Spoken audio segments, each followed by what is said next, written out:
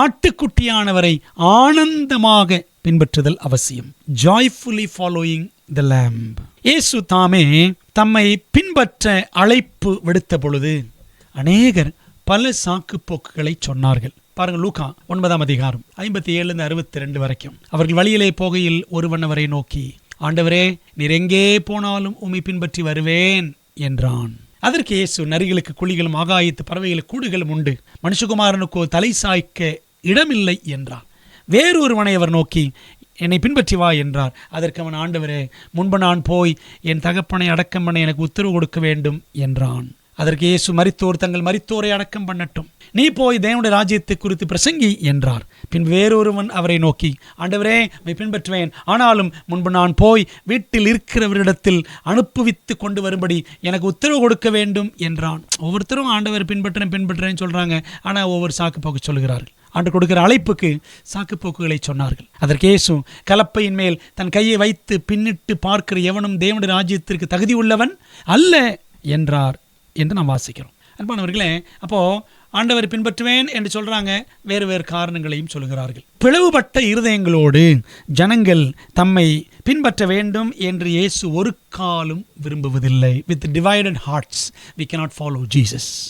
முழுமையான அர்ப்பணிப்பை அவர் நம்மிடமிருந்து எப்பொழுதுமே எதிர்பார்க்கிறார். பிரியமான தேவப்பிள்ளைகளே, ஏனென்றால் மனிதர்கள் பின்பற்றுவதற்கென்று ஒரு பூரண முன்மாதிரியை நமக்கு வைத்து சென்றிருப்பவர் ஆண்டவராய் இயேசு கிறிஸ்து ஒருவர் மட்டுமே. வசனம் சொல்லுது பாருங்க, 1 பேதுரு 2:21, இதற்காக நீங்கள் அழைக்கப்பட்டும் இருக்கிறீர்கள், ஏனெனில் கிறிஸ்துவும் உங்களுக்காக பாடுபட்டு நீங்கள் தம்முடைய அடிச்சுவடுகளை தொடர்ந்து வரும்படி உங்களுக்கு மாதிரியை பின்வைத்து போனார் என்று நாம் இங்கே வாசிக்கிறோம். அவர்தான் நமக்கு முன்மாதிரியை வைத்து சென்றிருக்கிறார். அவரையே நாம் பின்பற்ற வேண்டும். இரட்சகர் இயேசு கிறிஸ்துவுக்கு முந்தி ஓடவும் அல்லது அவரை விட்டு பின்தங்கி நிற்கவும் நாம் அழைக்கப்படவில்லை. அவருக்கு முன்னாடி ஓடிடக்கூடாது, அவரை விட்டு நாம் பின்தங்கி இருந்து விடவும் கூடாது. அவரோடு சேர்ந்து நடக்கவே, அவர் எங்கே போனாலும் அவரை பின்பற்றவே, அவரோடு உள்ள நெருக்கமான உறவிலே நிலைத்து நிற்கவுமே நாம் அழைக்கப்பட்டிருக்கிறோம். வசனம் சொல்லுது பாருங்க, வெளிப்படுத்தல் 14:4, ஸ்திரீகளால் தங்களை கரைப்படுத்தாதவர்கள் இவர்களே, கற்புள்ளவர்கள் இவர்களே, ஆட்டுக்குட்டியானவர் எங்கே போனாலும் அவரை பின்பற்றுகிறவர்கள் இவர்களே. 144,000 பேரை பற்றி படிக்கிறோம். பரலோகராஜ்யத்தில் அவர்கள் போய் சேர்ந்த பிற்பாடு எங்கே போனாலும் ஆட்டுக்குட்டியானவர் பின்பற்றுவார்கள் என்றால் என்ன அர்த்தம்? இந்த பூமியில் இருக்கும் பொழுதே ஆட்டுக்குட்டியானவரை நாம் ஒவ்வொரு நொடியும் பின்பற்ற வேண்டும். ஆட்டுக்குட்டியானவரை அவ்விதமாக பின்பற்றுவதற்கு நமக்கு பரிசுத்த ஆவியானவரின் ஒத்தாசை அதிக அவசியமாய் இருக்கிறது.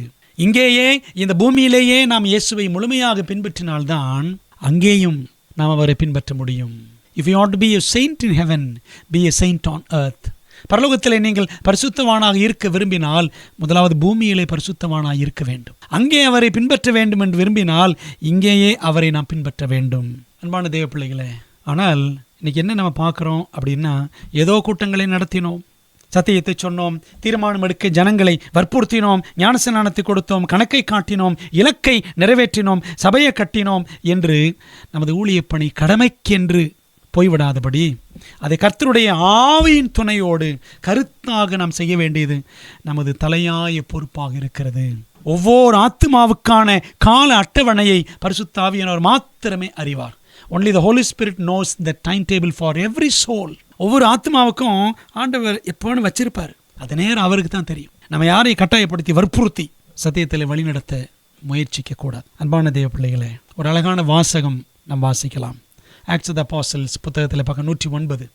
There are many who are reading the scriptures who cannot understand their true import. வேதாகமத்தை அநேகர் வாசிக்கிறார்கள், அதனுடைய அர்த்தம் தெரியாமலே, உண்மையான ஆழம் புரியாமலே வாசிக்கிறார்கள். All over the world, men and women are looking wistfully to heaven. உலகம் முழுவதிலும் ஆண்கள் பெண்கள் பரலோகத்தை நோக்கி ஆவலோடு பார்க்கிறார்கள். Prayers and tears and inquiries go up from souls longing for light, for grace, for the Holy Spirit. சத்திய வெளிச்சத்திற்காக, கிருபைக்காக, பரிசுத்தாவிக்காக ஜெபங்களும் கண்ணீர்களும் விசாரணைகளும் ஆத்துமாக்களிடமிருந்து ஏக்கத்தோடு பரலோகத்தை நோக்கி போகின்றன. தேடுறாங்க, சத்தியத்தை ஜெபிக்கிறாங்க, கண்ணீர் விடுறாங்க, எங்களுக்கு வெளிச்சம், கிருபை, பரிசுத்தாவிக்காக மன்றாடுகிறார்கள். Many are on the verge of the kingdom, waiting only to be gathered in. அநேகர் ராஜ்யத்தின் விளிம்பிலே இருக்கிறார்கள். அவர்களை ஒன்று கூட்ட ஒன்று திரட்ட வேண்டும் என்று அவர்கள் காத்து கொண்டிருக்கிறார்கள்.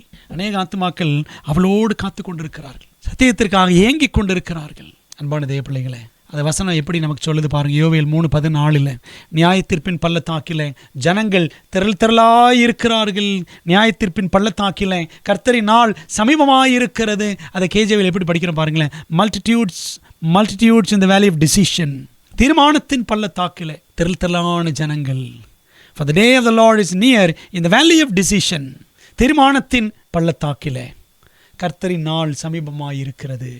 இன்னைக்கு அநேகர் தீர்மானம் எடுக்க காத்திருக்கிறார்கள். எங்களை வந்து சத்தியத்தில் கூட்டி சேர்க்க மாட்டார்களா என்று அநேகர் காத்திருக்கிறார்களாம். ஆச்சரியமாக இருக்கிறது அல்லவா பிரியமான தேவ ஜனங்களே? ஆகவே நாம் ஜனங்களை சத்தியத்திற்குள்ளாக நடத்தும் மிகப்பெரிய பொறுப்பு நமக்கு இருக்கிறது.